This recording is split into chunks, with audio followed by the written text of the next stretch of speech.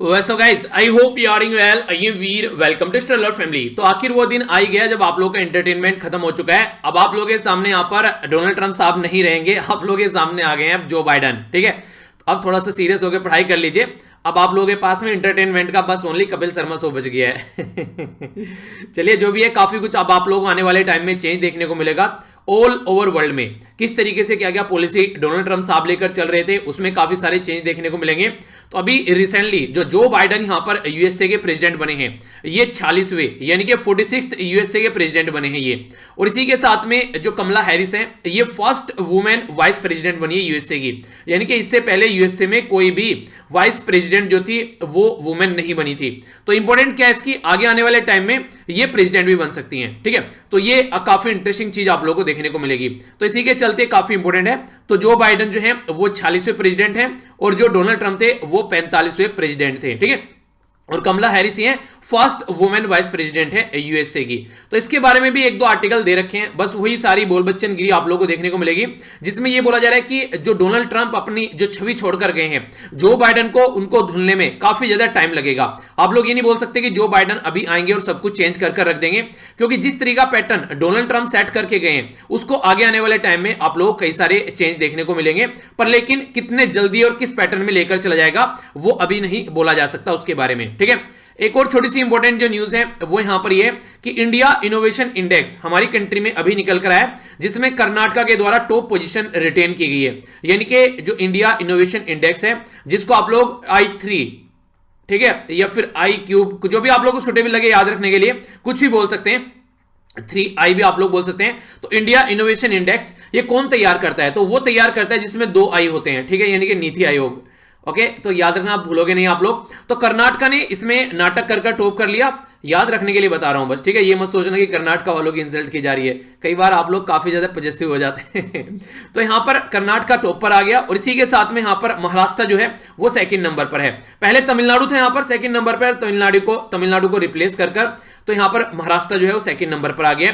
Top ये किसके द्वारा तैयार किया जाता है, तो नीति आयोग के द्वारा तैयार किया जाता है। तो ये कुछ बेसिक इंफॉर्मेशन है जो आप लोगों से डायरेक्ट क्वेश्चन कई बार पूछ लिए जाते हैं। ठीक है, तो हल्का सा आइडियाज के बारे में आप लोग रख सकते हैं।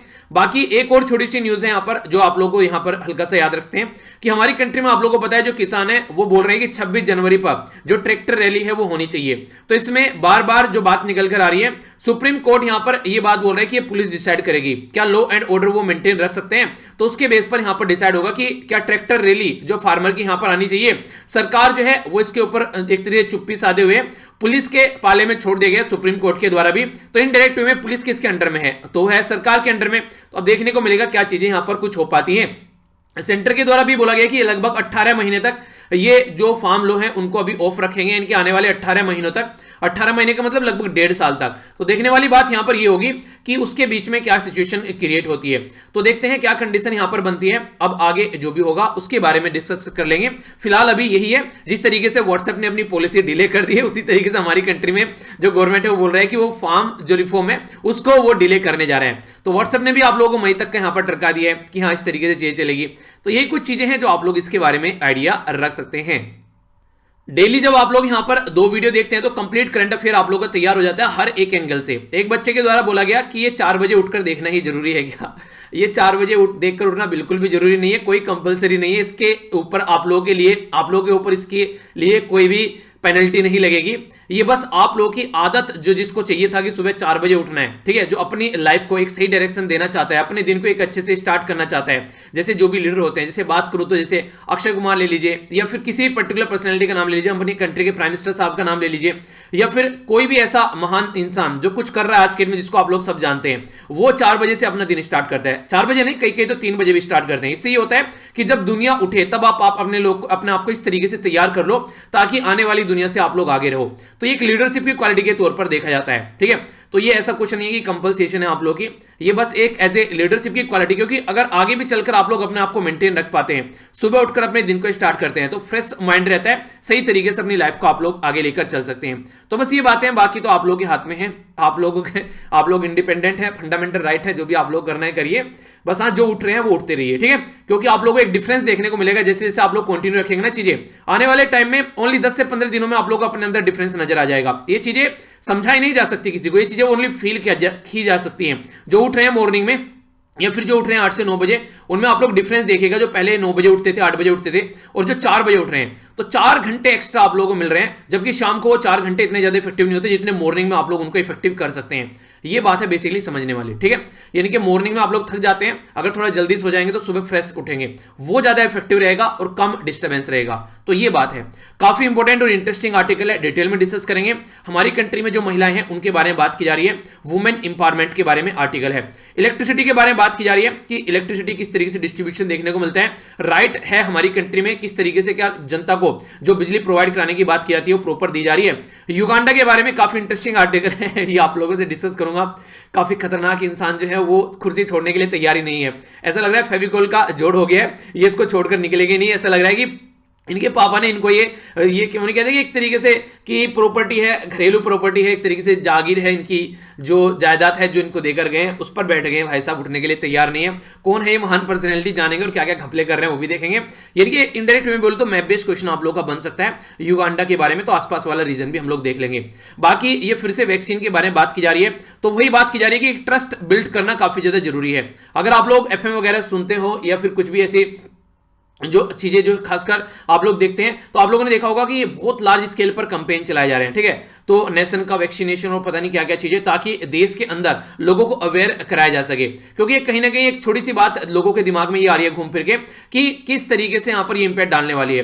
तो एक अच्छा सजेशन एक बच्चे के द्वारा दिया गया कि सबसे पहले ये जो दवाई थी हमारी कंट्री के हेल्थ मिनिस्टर को देनी चाहिए थी, ठीक है। ये तो सही बात बोली बिल्कुल, क्योंकि एक बार अगर हेल्थ मिनिस्टर को दवाई देगी तो वो एक तरीके से जनता के अंदर भी ट्रस्ट आएगा कि हाँ, जब मिनिस्टर ले रहे हैं तो हम भी ले सकते हैं, ये गलत चीज नहीं है। तो ये काम कम से कम ये कर सकते थे, ठीक है।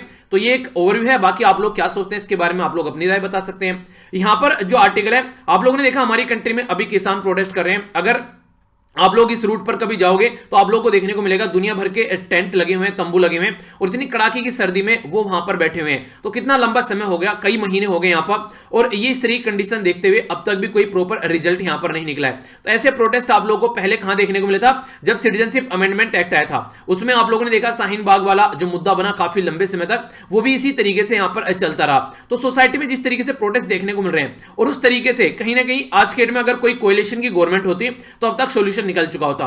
तो यहां पर जो एक तरीके से फुल मेजॉरिटी की गवर्नमेंट है वो इस तरीके से रिपोर्ट नहीं कर रही है, और प्रोटेस्ट करना कोई गलत बात नहीं है। मैंने आप लोगों को बताया था हमारे संविधान में आर्टिकल 19 के अंदर अगर आप लोग जाएंगे तो राइट टू प्रोटेस्ट है, पर लेकिन पीसफुल प्रोटेस्ट है, आप लोग हथियार लेकर वहां पर नहीं जाओगे।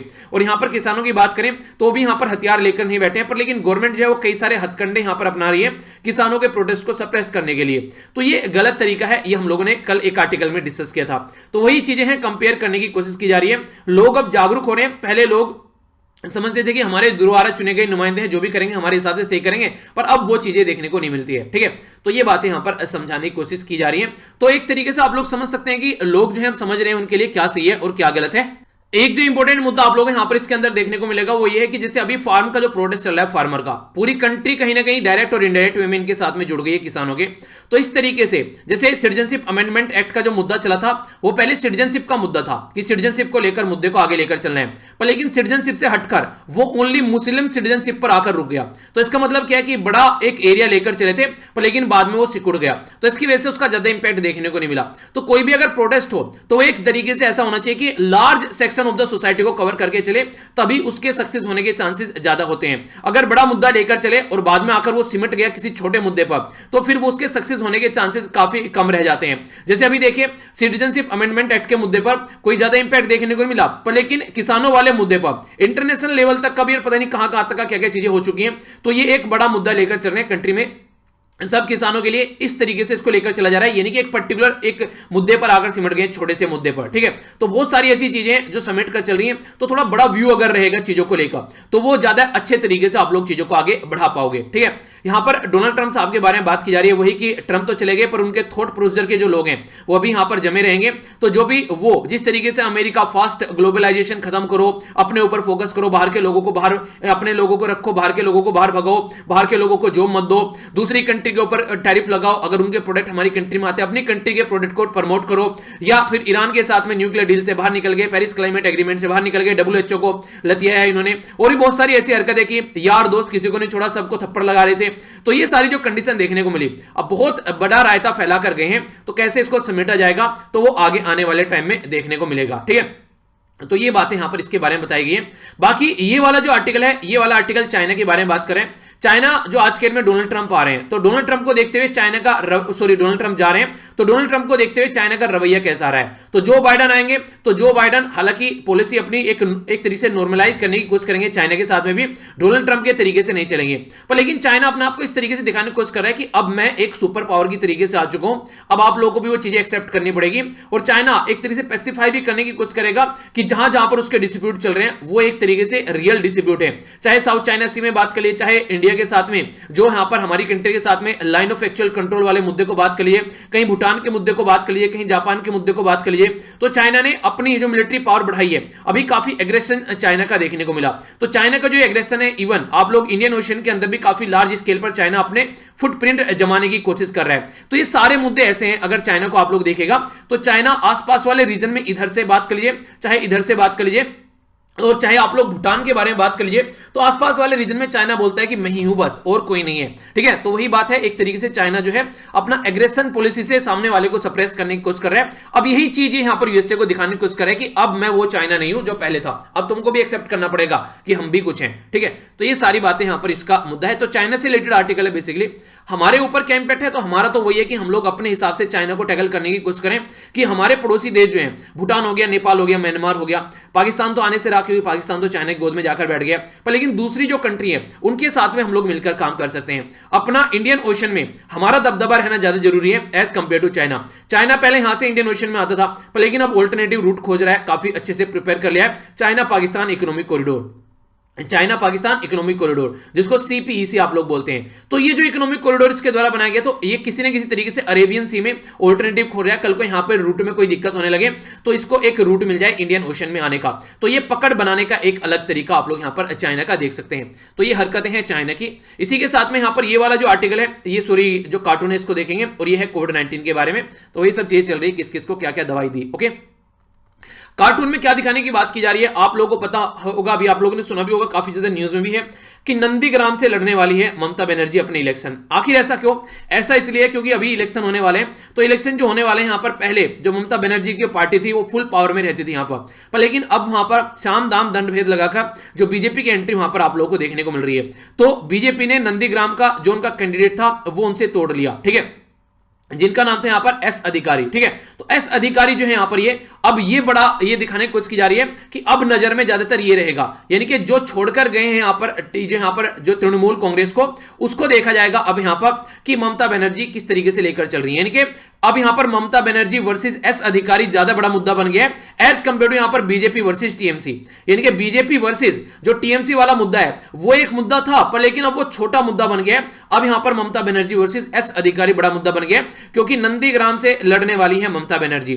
तो ये है मुद्दा जो दिखाने की कोशिश की गई है। आप लोग क्या समझते हैं इसके बारे में? 40 से 50 शब्द में आप लोग लिख सकते हैं, पिक्चर परसेप्शन टेस्ट की तरीके से। ठीक है, तो जैसे आप लोग एनडीए स्टडीज के पेपर देते हैं वहां पर ऐसे क्वेश्चन आप लोगों से पूछे जाते हैं। ठीक है, तो ये था आर्टिकल का ओवरव्यू। आइए अब चलते हैं नेक्स्ट आर्टिकल की ओर। ये काफी इंटरेस्टिंग आर्टिकल है। बात की जा रही है जो घर में वुमेन होती है, क्या वुमेन को हम लोग को हक देना चाहिए, राइट देना चाहिए, ताकि वो अपनी लाइफ को सही तरीके से एंजॉय कर सकें। तो उसके बारे में यहां पर इसके बारे में आर्टिकल है, क्या उनको उनके काम का पैसा वगैरह मिलना चाहिए, तो इसके बारे में जानेंगे।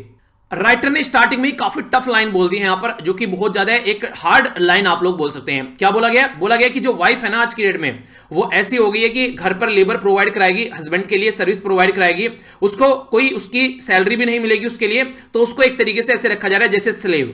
स्लेव का मतलब क्या होता है? स्लेव का मतलब आप लोगों ने ये मूवी देखी होगी रिसेंटली, अभी मूवी का नाम था यहां पर पद्मावत। पद्मावत मूवी में ये हो गया, कौन था? ये था अलाउद्दीन खिलजी। ठीक है, और यहां पर ये कौन था? ये था मलिक काफूर। तो मलिक काफूर इसका स्लेव था। स्लेव का मतलब होता है कि एक तरीके से अपनी प्रॉपर्टी की तरीके से ट्रीट करना, यानी कि अब आप लोग को यहां पर इससे कुछ भी काम आप लोग करा सकते हैं और आप लोगों को सैलरी भी नहीं पे करनी है, ये आपका स्लेव हो गया। जैसे घर में हम लोग अपने जानवर लेकर आते हैं तो जानवर क्या रहते हैं, हमारी प्रॉपर्टी रहती है। हम लोग उनको गेहूं, हम लोग उनको मतलब चारा डालते हैं, उनको जो भी देना होता है उनको, ताकि उनसे दूध निकाल सके। तो वो एक तरीके से हमारी प्रॉपर्टी हो चुका है। अगर पहले टाइम में आप लोग देखेंगे तो पहले टाइम में स्लेव रखे जाते थे अपना काम कराने के लिए, तो उनको सैलरी नहीं देनी थी, उनको एक बार पैसा देके वन टाइम इन्वेस्टमेंट और खरीद लिया।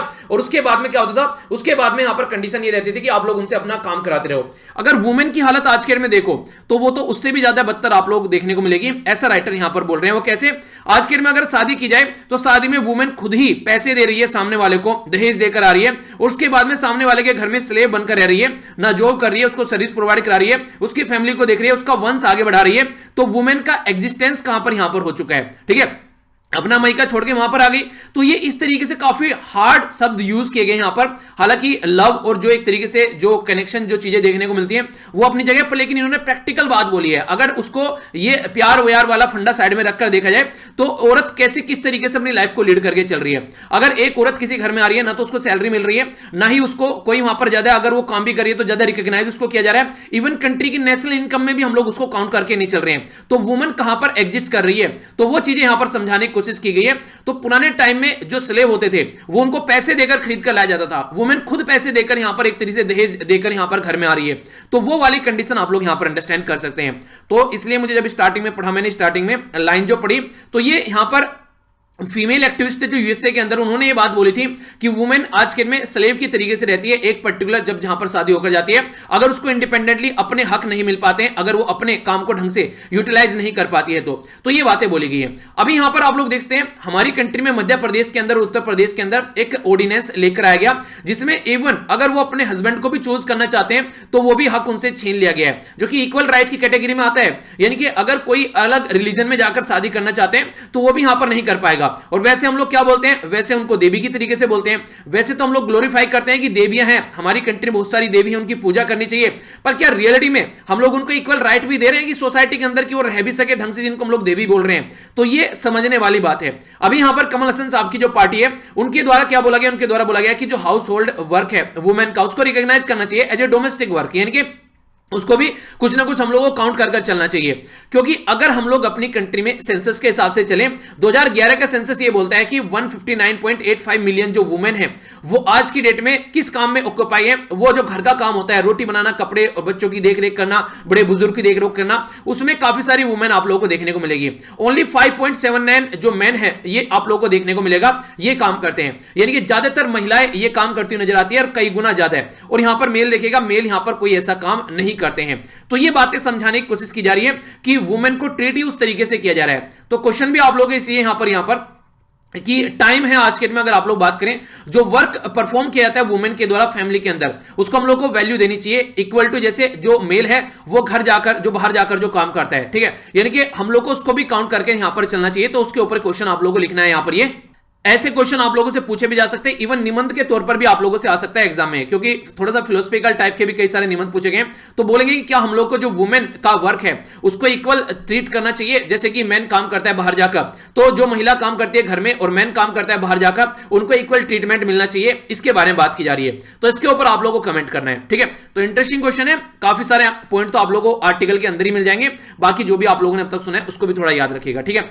जस्टिस एन जो रमन्ना है उनके द्वारा यहां पर देखा गया अभी, तो एक जजमेंट आया ये 5 जनवरी 2021 में, Kirti and another versus oriental insurance company के बारे में बात की जा रही थी। तो उसमें जो टाइम यूज इन इंडिया एक रिपोर्ट आई 2019 की ऑफ नेशनल स्टैटिस्टिकल ऑफिस की, जो हमारी कंट्री में एनएसओ है ना, तो उसकी रिपोर्ट के बारे में अगर बात करें जो कि सितंबर 2020 में पब्लिश की गई, तो उसमें यहां पर जो काउंट किया गया बेसिकली आज की डेट में कई सारी चीजें देखने को मिली। यहां पर जो काउंट किया गया ये इंश्योरेंस के बारे में बात की जा रही है। अगर सोचिए एक पर्टिकुलर पर्सन है जो बाहर कमाता है, उसका एक्सीडेंट हो जाता है तो उसको इंश्योरेंस कंपनी यहां पर इंश्योरेंस देगी।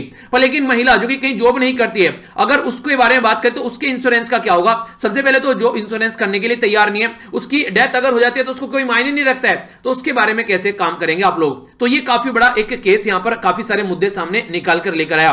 तो इसका मतलब ये हो गया कि जो मेल है उसकी लाइफ ज्यादा इंपॉर्टेंस रखती है एज कंपेयर टू फीमेल के। तो क्या ये सही है? तो ये बात सोचने वाली है थोड़ी सी।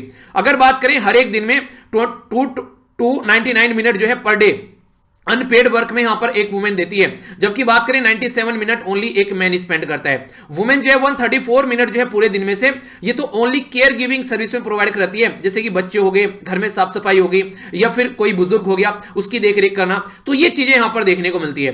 तो फ्रांस के अंदर, जर्मनी के अंदर, इटली के अंदर, यूएसए के अंदर, ये कई सारी कंट्री है, फिनलैंड हो गया, यहां पर भी इस तरीके के जो यहां पर फोकस देकर बात की गई गवर्नमेंट के द्वारा commission on measurement of economic performance and the social progress 2009 में ये स्टडी की गई कि क्या वुमेन कैसे काम करती है और किस तरीके से उनके काम को परफॉर्मेंस देना चाहिए। तो ऐसा नहीं है कि ये मुद्दा हमारी ही कंट्री में देखने को मिल रहा है, ऑल ओवर वर्ल्ड में कई जगह आप लोगों को ये मुद्दा देखने को मिल जाएगा। जो वुमेन है उनका कंट्रीब्यूशन जो है यहां पर अनपेड वर्क में उसको काउंट करना चाहिए, और इकोनॉमिक वैल्यू में भी हम लोग उसको काउंट करके चलना चाहिए, जो कि हम लोग बिल्कुल काउंट नहीं करते हैं। केस स्टडी 2009 में जो निकल कर आई, तो इकोनॉमिक वैल्यू जो सर्व की जाती है बाय द वुमेन, तो बोला गया यहां पर ये लगभग एनुअली ये 612 बिलियन के करीब आप लोगों को देखने को मिलेगी, अगर आप लोग उसको काउंट करके चलोगे। हम लोग काउंट नहीं करते हैं। अगर महिलाओं का वही काम आप लोग आज के दिन में सोचिए, घर में खाना बनाने वाली एक कोई मेल आ रही है, कोई फीमेल आ रही है, घर में बाहर से आप लोग मंगा रहे हैं, उसको अगर आप लोग पैसा दे रहे हैं। झाड़ू पोछा लगाने वाली अगर कोई आ रही है, उसको आप लोग पैसा दे रहे हैं, ठीक है। इस तरीके से कपड़े धुलने के लिए आप लोग बाहर पैसा दे रहे हैं, प्रेस कराने के लिए बाहर पैसा दे रहे हैं, बच्चों की देखरेख करने के लिए आप लोगों ने कोई केयर टेकर रख लिया, उसको आप लोग पैसा दे रहे हैं। तो आप लोगों को यहां से वैल्यू समझ में आएगी कि वुमेन जो है वो कितना पैसे का काम करती है घर में। तो इससे आप लोग अंदाजा लगा सकते हैं कि एक वुमेन की जो सैलरी है वो कितनी पड़ सकती है यहां पर। तो इससे अंदाजा लगेगा आप लोगों को, जिसको आप लोग फ्री काम बोल रहे हो वो एक्चुअल में फ्री नहीं है, वो एक्चुअल में पेड वर्क है जो आप लोग फ्री में वुमेन से ले रहे हो और उसको काउंट भी नहीं कर रहे हो। और सबसे खतरनाक बात क्या है, हम लोग इसको नेशनल जो इनकम है हमारे देश की उसमें भी हम लोग काउंट नहीं करते हैं, हाउस होल्ड वर्क को उसमें कहीं काउंट ही नहीं किया जाता है। तो इसी के चलते एक जुडिशियल ऑब्जर्वेशन था यहां पर Arun Kumar Agarwal versus national insurance जो कंपनी का 2010 में, जिसमें बात की जाती है सुप्रीम कोर्ट ओनली यहां पर जो एक्नॉलेज कर रहा है कि contribution of the house wife as a invaluable जो वर्क की तरीके से देखा जा रहा है, और इवन उनको एक तरीके से उसको कोई काउंट भी करके नहीं चलता है, ठीक है। तो उसको किस तरीके से मनी की टर्म में काउंट भी नहीं करता है। आप लोग देख रहे हैं क्या चक्कर है, यानी कि हम लोग उनको बिल्कुल ऐसे मान रहे हैं जैसे स्लेव की कैटेगरी में हम लोगों ने रख दिया है कि यहां बस प्रॉपर्टी है हमारी और काम करेंगे ऐसे ही। इसी तरीके से जो 2020 में बोला ना अभी compensation under motor vehicle act, किसी की डेथ हो जाती है तो होम मेकर है कोई, उसके बारे में कौन बात करेगा, उसके बारे में उसको कौन रिकॉग्नाइज करेगा। हस्बैंड की इनकम अगर देखें उसको रिकॉग्नाइज नहीं किया जा रहा कि उसकी इनकम जो है, हस्बैंड की इनकम जो है उसकी उसका पार्ट भी है। तो इसका मतलब यह है कि अगर वुमेन इंडिपेंडेंट नहीं है तो फिर एक तरीके से वो स्लेव की तरीके से रहती है एक हाउस होल्ड के अंदर, जो कि पूरा काम अपने हस्बैंड के हिसाब से करती है, उसकी वहां पर कोई डिसीजन मेकिंग पावर भी नहीं रहती है। इवन जो हमारी कंट्री में रूल और रेगुलेशन है वो भी ऐसे है कि अगर कोई एक्सीडेंट हो जाता है house hold worker, house hold women का, उसके बारे में कोई ज्यादा प्रोविजन भी नहीं है हमारी कंट्री में। और ये आज से बात नहीं हो रही, काफी लंबे समय से बात हो रही है।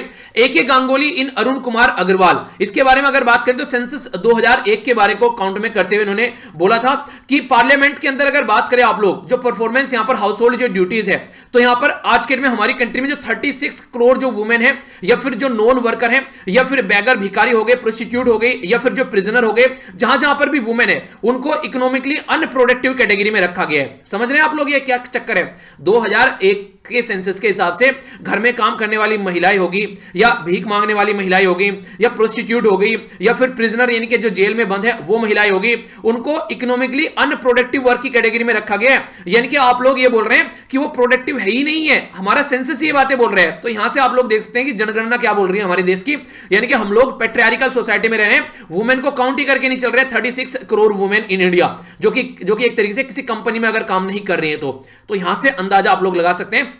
तो जो यूपीएससी के अंदर क्वेश्चन ही पूछा गया था कि पैट्रियार्कल सोसाइटी का जो माइंडसेट है वो कितना ज्यादा सोसाइटी के अंदर इंक्लूडेड है, पर लेकिन हम लोग उसको इग्नोर कर रहे हैं। तो वही बात समझाने की कोशिश की जा रही है। मैं 100% कंफर्म हूं कि आगे आने वाले टाइम में या तो आप लोगों को निबंध देखने को मिलेगा इस टॉपिक के ऊपर, या फिर किसी न किसी एग्जाम में आप लोग क्वेश्चन जरूर देखने को मिलेगा जो आंसर राइटिंग के पॉइंट ऑफ से अगर बात करें, ठीक है। और ये बहुत इंपॉर्टेंट पॉइंट है जो यहां पर बताए गए हैं आप लोगों के लिए, अच्छे से आप लोग इनको रखिएगा सिंगवाकर ताकि आप लोग इनको यूज कर सकें। होम और द मार्केट, दो चीजें आप लोग को देखने को मिलेगी। होम को संभालने के लिए महिलाएं हैं, मार्केट को संभालने के लिए मेल है यानी कि पुरुष है। ये लगता है कि घर में महिलाएं जो मार्केट घर को संभालेगी और मार्केट में जो हस्बैंड काम करेगा और शाम को घर आएगा, तो ये लगता है कि वो बहुत थका हारा बेचारा घर आ रहा है मार्केट में काम कर कहीं भी कोई कंपनी में काम कर रहा है, कहीं भी काम कर रहा है। अब घर में है, उसको रिलीफ देने के लिए महिला यानी कि उसकी देखरेख करेगी, उसको रोटी देगी, पानी देगी, जो कि ऑलरेडी पूरे दिन से इन सब चीजों में लगी हुई है, वो ऑलरेडी पूरे दिन से इन सब चीजों को देख रही है। अब यहां पर ये भी रेस्पॉन्सिबिलिटी उसकी है, क्योंकि ये लग रहा है कि वो तो घर पे उसको नहीं तो कोई काम ही नहीं किया है, और ये भाई साहब जो है ये पहाड़ पलट कर आए हैं। अब इनको सारी फैसिलिटी, इनको सारी सर्विस जो है वो महिला देगी। तो ये एक काफी बड़ा मुद्दा आप लोगों को देखने को मिल रहा है यहां पर। तो ये राइटर जो है वो समझाने की कोशिश यही कर रहे हैं कि ये सही तरीका नहीं है वुमेन को ट्रीट करने का। अगर हम लोग अपनी कंट्री में जो वुमेन है उसको अपने कंधे से कंधा मिलाकर अगर चलेंगे तो वुमेन आप लोगों को देखने को मिलेगा, हमारी कंट्री की जो जीडीपी है, हमारी कंट्री की जो इकोनॉमी है, कितना ह्यूज इंपैक्ट उसमें पड़ेगा। वीना वर्मा का एक प्राइवेट मेंबर बिल इंट्रोड्यूस किया गया था। प्राइवेट मेंबर का मतलब होता है अगर मेंबर ऑफ पार्लियामेंट है जैसे कि हमारी कंट्री में, ठीक है, तो मेंबर ऑफ पार्लियामेंट में मिनिस्टर हो गया, तो मिनिस्टर अगर किसी पर्टिकुलर एरिया में एजुकेशन मिनिस्टर हो गया, एजुकेशन से रिलेटेड कोई बिल आ रहा है तो वो प्रेजेंट करे। पर लेकिन उसके अलावा अगर कोई भी मेंबर बिल प्रेजेंट करता है एजुकेशन मिनिस्टर के अलावा, वो प्राइवेट मेंबर बिल कहलाता है, ठीक है।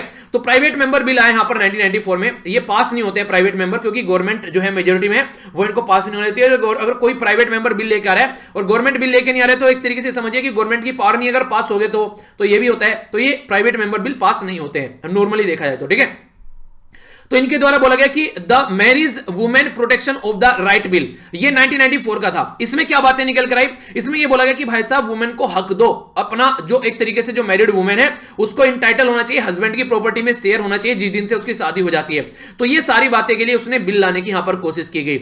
इसी के साथ में 2010 के बारे में बात करें तो नेशनल हाउसवाइफ एसोसिएशन के द्वारा भी यहां पर बात की गई कि जिस तरीके से यहां पर जो डोमेस्टिक वर्क है ना तो उनको ट्रेड माना जा रहा है ना उनको इंडस्ट्री माना जा रहा है, तो इसकी वजह से कोई काउंट नहीं करता है वुमेन के वर्क को, तो इसके ऊपर फोकस देकर चलना चाहिए। अगर बात करें यूनाइटेड प्रोग्रेसिव अलायंस यानी कि यूपीए, यानी कि कांग्रेस के द्वारा 2012 में प्रपोज किया गया कि मैंडेटरी हाउस होल्ड की जो पे होनी चाहिए, मंथली सैलरी जो होनी चाहिए वो वाइफ को मिलनी चाहिए। यानी कि एक हस्बैंड जो है वो वाइफ को सैलरी देगा कि आप लोग घर पे काम करिए, तो ये सैलरी का हिस्सा है। तो यहां पर ये बोला जा रहा है कि एक कार्टून भी दिखाया गया था उस टाइम पर कि कल को अगर वाइफ जो है वो अपने मायके चली जाते तो हस्बैंड बोलेगा कि तुम तो छुट्टी पर हो और मैं तुम्हारी सैलरी काटूंगा। तो ये कार्टून दिखाने की कोशिश कर रहा था कि किस तरीके का रिलेशन आप लोग हस्बैंड वाइफ के बीच में बनाना चाह रहे हैं, क्योंकि अगर ऐसा हुआ तो ये और ज्यादा सोसाइटी के ऊपर इंपैक्ट डालेगा, क्योंकि यहां पर ऑलरेडी आप लोग उसको हक कैसा दे दिया, आप लोगों ने उसको ये हक दे दिया है जैसे सैलरी वुमेन को मिल रही है, हस्बैंड दे रहा है अगर सैलरी, तो मास्टर बन गया वुमेन का, यानी कि वुमेन एक तरीके से ये मास्टर सर्वेंट रिलेशनशिप में कन्वर्ट हो चुका है। अब यहां पर वो अपने हिसाब से काम करवाएगा वुमेन से, और जो रेस्पेक्ट है थोड़ी बहुत वो भी खत्म हो जाएगी। आजकल में तो जो वुमेन है थोड़ी बहुत सुना भी देती है हस्बैंड को, आगे चलकर तो वो भी नहीं सुना पाएगी, बोलेगा क्यों सुना रही हो, इसकी सैलरी मिल रही है तो वो फ्री में काम नहीं कर रही हो, ठीक है। तो वो इस तरीके का रिलेशनशिप का आप लोग रियलिटी में अपनी जो फैमिली है जिस तरीके की चीजें देखने को मिलती है वहां पे इंप्लॉयर और इंप्लॉय का रिलेशनशिप आप लोग यहां पर कन्वर्ट करना चाहते हैं, तो ये भी एक काफी बड़ा मुद्दा आप लोग यहां पर बोल सकते हैं, जो कि सोचने वाला मुद्दा भी है मेरे हिसाब से तो, ठीक है। तो जो United nation committee on elimination of discrimination against women, यानी कि जो यूएन की कमिटी थी, उसने बोला कि जो भी हम लोग डिस्क्रिमिनेशन करते हैं, जो भेदभाव करते हैं वुमेन में 1991 में, उसने भी बोला कि यार कुछ ना कुछ तो आप लोगों को करना पड़ेगा, जो डोमेस्टिक वर्क की एक्टिविटी होती है वुमेन की उनको रिकॉग्नाइज करना पड़ेगा जीडीपी के अंदर, ताकि जो इकोनॉमी के अंदर हम लोग कंट्रीब्यूशन देख सके जो महिला होती है उनका, उसको हम लोग इग्नोर न करें। और ये सही टाइम है, अभी लेट भी नहीं हुआ है, आप लोग इसको इंप्लीमेंट करके चल भी सकते हैं। तो ये बात यहां पर बोली गई है, जिससे वुमेन जो है हम लोग उनको काउंट करके चलेंगे एज इक्वल टू मैन। तो क्या आप लोगों की राय है इसके बारे में, ये क्वेश्चन है आप लोगों के सामने। कैसा आर्टिकल लगा आप लोग इसके बारे में जरूर बताइए, और अगर आप लोगों को लग रहा है कि ये चीज सही है, सोसाइटी में और ज्यादा लेवल तक लोगों तक जानी चाहिए, तो ये चीजें दूसरों को भी बताइए, आप लोग शेयर कीजिए इन चीजों को, खासकर लड़कियां जो खासकर इस तरीके से आगे आने वाले टाइम में चाहती है उनको हक मिले अपने, तो वो खासकर इसको और ज्यादा जो महिलाएं उन तक पहुंचा सकती हैं, ताकि आगे चलकर उनकी दुर्गति या दुर्दशा न हो, ठीक है। तो एक घर में कैद करके न रखा जाए, अगर कोई कैपेबल है तो कैपेबल है, चाहे लड़की हो चाहे लड़का, वो काम करे आराम से, और अगर कैपेबल नहीं है तो अगर दोनों में से फिर ऐसा नहीं कि लड़के को तो काम बाहर करना ही करना है जाकर, तो वो नहीं होना चाहिए। तो का और की मूवी वाला मैंने आप लोगों को बताया था ना, का एंड की या फिर की एंड का जो भी नाम था वो, तो वो वाली मूवी तो वो यही चीजें दिखाती है। तो स्लेव की तरीके से यहां पर वुमेन को नहीं रखना है, ठीक है। तो ये बातें हैं यहां पर जो कि राइटर बताना चाह रहे थे, तो ये राइटर के व्यूज थे जो मैंने आप लोगों को प्रेजेंट किए हैं। आगे बढ़ते हैं। नेक्स्ट जो आर्टिकल है यहां पर ये इंपावरमेंट ऑफ द इलेक्ट्रिसिटी जो कंज्यूमर है उसके बारे में यहां पर बात की जा रही है। तो काफी इंपॉर्टेंट है, यहां पर अकाउंटेबिलिटी होनी चाहिए अगर कोई कुछ काम कर रहा है। आप लोग ये समझिए, एक इंटरेस्टिंग उदाहरण देता हूं तो आप लोग अच्छे समझ पाएंगे। स्टार्टिंग में ही बात ये की जा रही है, अगर हमारे एरिया में मेंबर ऑफ पार्लियामेंट कौन है, जिसको आप लोग सांसद बोलते हैं, ठीक है, मेंबर ऑफ लेजिस्लेटिव असेंबली कौन है, जिसको आप लोग विधायक बोलते हैं, और उस एरिया में जो डीएम है, उस एरिया में जो एसपी है, ठीक है, ये एरिया के लीडर हो गए उस पर्टिकुलर एरिया के। अगर वहां पर कोई लॉ एंड ऑर्डर की कंडीशन खराब हो रही है, किसी का रेप हो गया, किसी की डेथ हो गई, तो इसकी सारी रेस्पॉन्सिबिलिटी किसके ऊपर आनी चाहिए? इन लोगों के ऊपर आनी चाहिए। ये लोग सबसे पहले रेस्पॉन्सिबल होनी चाहिए। सबसे पहले तो मेंबर ऑफ पार्लियामेंट, दूसरे नंबर पर ये, फिर ये और फिर ये, इनकी सबकी रेस्पॉन्सिबिलिटी होनी चाहिए। अगर किसी एरिया में कोई दुर्गति होती है किसी की, या कोई प्रॉब्लम निकल कर आती है, अगर इस तरीके से रेस्पॉन्सिबिलिटी बनाना हम लोगों ने तैयार कर दिया, तो जो क्राइम रेट है वो जरा सी देर में आप लोगों को घटता हुआ नजर आएगा। वो जरा सी देर में चीजें सुधरती हुई आप लोगों को नजर आएगी। इसको समझाने की कोशिश की जा रही है। बोला जा रहा है कि without strong accountability provision the consumer protection rule will not guarantee better power supply quality. यानी कि आज की डेट में आप लोग गांव में अगर जाएंगे तो वहां पर किसी को 4 घंटे बिजली मिल रही है, तो किसी को 8 घंटे बिजली मिल रही है। कहीं कहीं ऐसे भी जहां बिजली मिल भी नहीं रही है, 1-1 घंटा मुश्किल से बिजली आ रही है। ये आज की डेट में भी देखने को मिल रहा है, जिसमें हम लोग ये बोल रहे हैं कि 100% इलेक्ट्रिफिकेशन हो चुका है। तो ये अकाउंटेबिलिटी किसकी है, इसके ऊपर आप लोग क्वेश्चन देना है। हाँ, मुझे पता है 2 क्वेश्चन हो गए हैं, कईयों के तो अभी कईयों के तो बाल खड़े हो गए, सर ने 2 क्वेश्चन दे दिए। ऐसा नहीं है कि आज ही लिखने हैं, जब भी टाइम मिला आप लोग लिख लीजिएगा। एक क्वेश्चन तो कम से कम जो भी सुटेबल लगे वो आंसर जरूर देना, ठीक है। अच्छा लगा मुझे, मैंने सोचा कि अच्छा क्वेश्चन है तो ये क्वेश्चन ऐसे बन सकते हैं, तो इस तरीके से मुझे लगा कि क्वेश्चन दे देना चाहिए। तो कोई नहीं, आप लोग इसको लिखने की ट्राई जरूर कीजिएगा। इसके बारे में बात करेंगे हम लोग अभी जैसे मैंने अकाउंटेबिलिटी का कॉन्सेप्ट आप लोगों को बताया, तो इस तरीके से अकाउंटेबिलिटी अगर होगी तो कैसा होगा। पुराने टाइम में भी ऐसा था, यह माना जाता कि अलाउद्दीन खिलजी का जो मार्केट रिफॉर्म था उसमें भी ये बातें रखी गई थी कि अगर आप लोग 2 किलो आटा लेना चाहते हैं और 2 किलो में किसी ने यहां पर क्या किया, 100 ग्राम कम कर दिया, तो 100 ग्राम गोश्त निकाल लो उसकी बॉडी में से, तो उससे क्या होगा, वो कभी भी 2 किलो में से 100 ग्राम कम नहीं देगा, 2 किलो में 100 ग्राम एक्स्ट्रा ऐड कर देगा हमेशा। समझ रहे हैं आप लोग? इनके सामने वाले की जब अकाउंटेबिलिटी रहेगी ना कि तुम्हारे गर्दन पर तलवार रखी जाएगी, बेटा अगर ये यहां पर जरा सी भी कोई कमी हो गई, वो वाली चीजें अगर समझना स्टार्ट कर दिया तो सारी चीजें एक तरीके सुधरना स्टार्ट हो जाएगी। अब ये लगता है कि भैया सड़क खोद कर डाल दी, हम लोगों ने खोदी है, सामने वाला देख लेगा, अपना आप कर लेगा इसको, हमारी क्या अकाउंटेबिलिटी है इसमें?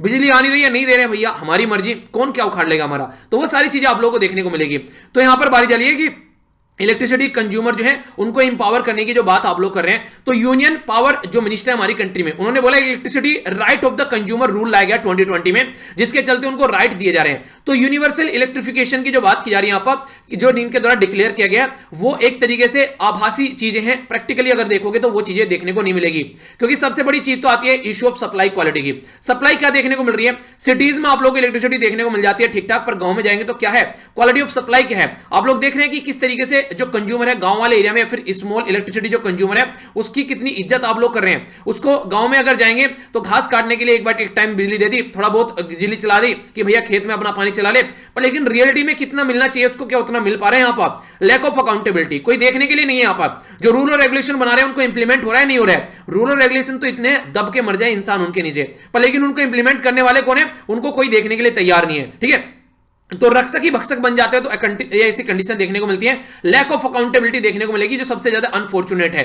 नाइदर तो रूल और इसी के साथ में जो पार्ट्स जो एफर्ट लगाए गए हैं अकाउंटेबिलिटी कंसर्न को लेकर, तो वो कभी भी ढंग से इंप्लीमेंट होते हुए नजर नहीं आते हैं। यानी कि कागज में चीजें रह जाती हैं, ग्राउंड लेवल पर उनको कोई पूछने वाला नहीं है। इसी के साथ में अगर बात करें आज के में, अकॉर्डिंग टू गवर्नमेंट रिपोर्ट के हिसाब से बोला जाता है कि रूरल एरिया में जो है वो अबाउट 20 आवर सप्लाई की जा रही है अगस्त 2020 में। चलिए मैं आप लोगों से अगस्त तो छोड़िए, हम लोग जनवरी 2021 में बैठे हुए हैं और आज 21 तारीख है। आप लोग ये बताइए, अगर किसी गांव वाले एरिया में आप लोग रहते हैं, आप लोग के गांव में कितनी बिजली आती है, कितने घंटे बिजली आती है? आप लोग बताइएगा, 1 घंटा 2 घंटा जो भी आप लोगों को देखने को मिलता है। तो ये जो बोल रहे हैं 20 घंटा, ये 20 घंटे के आप लोगों को गांव में बिजली देखने को मिल रही है? 20 घंटे तो कई सारी सिटी में आप लोगों को देखने को मिलेगी, और ये बोल रहे हैं गांव वाले एरिया में गवर्नमेंट रिपोर्ट बता रही है 20 घंटे बिजली जा रही है। तो इसका मतलब ये कि 2-4 गांव में पहुंचा दी 20 घंटे, तो इसका मतलब पूरी कंट्री में 20 घंटे चली गई। एक इंटरेस्टिंग चीज मैं आप लोगों को बता देता हूं, हमारी कंट्री में अगर आप लोगों को कोई भी चीज जो है वो अचीव आप लोग नहीं कर पा रहे हैं, उसकी डेफिनेशन क्या है? डेफिनेशन चेंज कर दो उसकी। आप अगर बोले तो इलेक्ट्रिसिटी 100% इलेक्ट्रिफिकेशन की जब डेफिनेशन पहली बार मैंने सुनी, क्या मतलब है? इसका मतलब ये कि किसी गांव में अगर 10% इलेक्ट्रिफिकेशन आप लोगों ने कर दिया है, और वो भी जैसे स्कूल हो गया, पंचायत हो गया, हॉस्पिटल हो गया और कुछ घर हो गए, तो 10% लोग अगर आप लोगों ने कवर कर दिया है, इसका मतलब यह कि ये गांव जो है 100% इलेक्ट्रिफिकेशन हो गया है। समझ रहे हैं आप लोग ना काम करने के तरीके और चीजों को दिखाने के तरीके? 10% काम करो और 100% दिख जाएगा। जाएगा। इसी तरीके से फॉरेस्ट कवर, अगर आप लोग बोल रहे हैं कि फॉरेस्ट कवर की डेफिनेशन क्या है, तो इन्होंने पेड़ गिनने स्टार्ट कर दिया अलग अलग। कोई पेड़ खड़ा हुआ है उसको फॉरेस्ट में कवर करना स्टार्ट कर दिया ताकि फॉरेस्ट कवर यहां पर बढ़ जाए। लिटरेसी की डेफिनेशन देखो, नाम लिखना आता है, पढ़ना आता है, वो भाई साहब पढ़ा लिखा हो गया इंसान, ठीक है। तो इस तरीके से पढ़े लिखे इंसान हो गए तो सारे इंजीनियर, सारे साइंटिस्ट और सारे नोबेल प्राइज विनर हमारी कंट्री में आ जाएंगे निकलकर।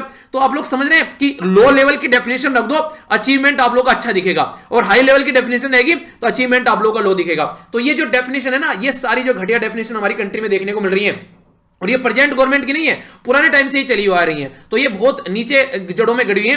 तो चाहे आज की गवर्नमेंट हो चाहे पहली गवर्नमेंट हो, सबकी राम कहानी आप लोग ऐसी देखने को मिलेगी। तो ये चीजें कम से कम चेंज होनी चाहिए, जनता की आंखों में धूल न झोंकी जाए। यानी कि हाथी के दांत खाने के कुछ और, दिखाने के कुछ और, दिखाने के 100% और खाने के ओनली 10%, यानी कि 100% इलेक्ट्रिफिकेशन, रियलिटी में 10%। तो ये सारी चीजें आप लोग को चेंज करनी पड़ेगी। तो और जो 10 इंटरेस्टिंग तो चीज है, तो 10% भी है ना रही सही, ये भी ढंग से इंप्लीमेंट नहीं होती है। इससे भी खतरनाक चीज क्या होगी, तो अकाउंटेबिलिटी किसकी है, किसी की नहीं है, तो कौन करेगा। प्रोविजन जो है उनको और वीक कर दो, जैसे मैंने बताया ना कि अभी यहां पर कि आप लोग फॉरेस्ट कवर अगर करना चाहते हैं तो पेड़ों को भी गिनना स्टार्ट कर दो, अलग अलग खड़े हैं, फॉरेस्ट कवर ज्यादा हो जाएगा, तो डाइल्यूट कर रहे हैं और भी जो मैकेनिज्म है, ताकि और लार्ज स्केल पर चीजों को दिखाया जा सके हम लोग अच्छा काम कर रहे हैं। काम नहीं करना है, डेफिनेशन चेंज कर दो। इसी के साथ में बात करें तो यहां पर सेंटर जो इलेक्ट्रिसिटी अथॉरिटी ऑफ इंडिया है उसके बारे में, तो डिस्कॉम के बारे में अगर आप लोग बात करते हैं तो ऑनलाइन पोर्टल, ये सारी चीज जो भी चीजें आप लोगों को देखने को मिलती है, इनकी जो रिपोर्ट बताती है, तो कमिटमेंट कुछ होता है तो वो नहीं देखने को आप लोगों को मिलेगा। कोई रिकॉग्नाइज करने वाला ही नहीं है कि किस तरीके से क्या कमिटमेंट किया जा रहे हैं, तो कंज्यूमर कैसे इंपावर होंगे। पहले आप लोग प्रॉपर इन चीजों को सुधारो तो सही, कम से कम एक ट्रस्ट तो होना चाहिए दोनों के बीच में, पर कोई ट्रस्ट वर्दी चीजें आप लोग को देखने को नहीं मिलेगी। तो ये बातें यहां पर समझाने की कोशिश की जा रही है। आई होप कि आप लोग समझ गए होंगे। आइए अब आगे चलते हैं। क्या आर्टिकल है, काफी इंटरेस्टिंग आर्टिकल है। बात की जा रही है किसके बारे में, युगांडा के बारे में बात की जा रही है। अब युगांडा है कहां पर, आप लोग युगांडा देखिए, यहां से अगर आप लोग जाएंगे तो ये पर्टिकुलर एरिया के बारे में बात की जा रही है, ठीक है। इसको जूम करके देखेंगे तो कुछ ऐसा देखने को मिलेगा, कीनिया, सोमालिया, इथोपिया, सूडान, ठीक है। कंपाला इसकी कैपिटल है, और लेक विक्टोरिया बॉर्डर पर देखने को मिलेगी युगांडा के। तो युगांडा ईस्टर्न अफ्रीकन कंट्री है, कंपाला, और युगांडियन जो सीलिंग है वो इसकी करेंसी है, और ये इसका झंडा है जिसको ये लिए घूम रहे हैं। तंजानिया, रवांडा, बुरुंदी, और यहां पर Congo, democratic republic Congo, lake Tanganyika आप लोगों को यहां पर देखने को मिलेगी। तो मैं बेस्ट क्वेश्चन बन जाए तो कंफ्यूज मत होइएगा, इंडियन ओशन के बारे में बात कर रहा हूं आप लोगों से, ठीक है। आइए अब समझते हैं आर्टिकल के बारे में। कहां पहुंच गए यार, एक मिनट। आर्टिकल के बारे में बात करते हैं। बात की जा रही है यहां पर योवेरी मुसेवेनी, जो अभी रिसेंटली यहां पर 76 ईयर ओल्ड एक बुड्ढा है जो यहां पर प्रेसिडेंट बन गया, और ये 1986 से यहां पर प्रेसिडेंट है, और ये छोड़ने के लिए तैयार नहीं कुर्सी को, ठीक है। कौन है ये यहां पर आप लोग देखते हैं, ये भाई साहब, इनको कुर्सी से इतना प्यार है, कुछ भी करने के लिए तैयार है, पर कुर्सी नहीं छोड़ेंगे भाई साहब, ठीक है। तो पता नहीं अर्थी पर भी इसी में जाएंगे क्या बैठकर। तो यहां पर अभी फिलहाल रिसेंटली जनवरी 14 को फिर से ये इलेक्शन में जीत कर आ गए हैं, और बोला गया कि वर्स्ट पॉलिटिकल क्राइसिस अभी यहां पर दशकों में युगांडा के अंदर देखने को मिल रहा है। युगांडा इलेक्शन कमीशन के द्वारा बोला गया कि 59% से वोट से जीत कर आए हैं, जबकि इनके जो अपोजिशन में थे बॉबी वाइन, ये यहां पर 34% वोट देखने को मिली। उनके द्वारा बोला गया कि बहुत ज्यादा फ्रॉड यहां पर हुआ है इसके अंदर में। वेस्टर्न जो कंट्रीज है जैसे कि यूएसए वगैरह हो गया, उन्होंने बोला था कि इलेक्शन के अंदर क्राइसिस चल रहा है, हम लोग को देखने दो। तो भाई साहब ने बोला कि बिल्कुल किसी को अंदर एंट्री नहीं करने दूंगा, मैं अपने आप देखूंगा हमारे इलेक्शन कैसे होंगे, तुम कौन होते हो अंदर आने वाले। ऑब्जर्वर जो आ रहे थे यहाँ पर अफ्रीका से, उन्होंने बोला कई सारी इरेगुलरिटीज देखने को मिली, बैलेट बॉक्स को भी खोला जा रहा था, कई सारे लोग सिविल सोसाइटी के अंदर ग्रुप, कई सारे अरेस्ट भी किए गए, ऐसी कंडीशन देखने को मिली। इंटरेस्टिंग बात मुझे ये लगी, 2005 में ये भाई साहब ने संविधान में अमेंडमेंट कर दिया कि प्रेसिडेंशियल जो टर्म है उसमें पहले लिमिटेशन थी, जैसे यूएसए में अभी 2 बार प्रेसिडेंट आप लोग बन सकते हैं, डोनाल्ड ट्रंप को 1 बार में आप लोगों ने निकाल दिया, तो यहां पर 2 बार अगर प्रेसिडेंट कोई बन सकते हैं, तो इन्होंने बोला कोई लिमिटेशन नहीं है, कितनी बार भी कोई प्रेसिडेंट बन सकता है। चलो भैया ठीक है। आगे थी लिमिट 75 साल तक आप लोग प्रेसिडेंट बन सकते हैं, इन्होंने वो भी लिमिट हटा दी कि भैया कब तक ही प्रेसिडेंट बन लो, तो 2017 में वो भी लिमिटेशन हटा दी आगे प्रेसिडेंट बनने के लिए। तो समझ रहे हैं आप लोग, ये इंसान जो है अपने हिसाब से चीजें चेंज करता हुआ जा रहा है, और सोच रहा है कि ये यहीं पर ही बैठा हुआ मरे, यहीं पर ही मर कर जाए, कुर्सी से हटे ना। तो ये सिचुएशन आप लोग यहां पर अंडरस्टैंड कर सकते हैं। तो समझ जाइए क्या कहने की कोशिश की जा रही है। तो ये था आज का डिस्कशन, थोड़ा सा लेट हो गया, सॉरी, इसकी वजह से थोड़ा सा काम था मुझे, इसकी वजह से थोड़ा सा लेट हो गया। आप लोगों को टाइम पर मिलेगा कल से। बाकी अगर लगता है लेक्चर आप लोगों को वर्थ इट लगे तो शेयर जरूर कीजिएगा, इसी के साथ में फीडबैक देकर जाना। अगर अच्छा नहीं लगा ना तो शेयर करना है, ना फीडबैक देना है, डिसलाइक करना, और कमेंट बॉक्स में जो भी आप लोगों को लगे सुटेबल, क्या आप लोग बोलना चाहते हैं वो लिख सकते हैं। पीडीएफ सारी यहां से मिल जाएगी, डाउनलोड कर लेना। नेक्स्ट लेक्चर में मिलता हूं, बड़ों को नमस्ते, छोटों को प्यार, छोटी सी लाइफ एंजॉय करो यार। तब तक के लिए जय हिंद।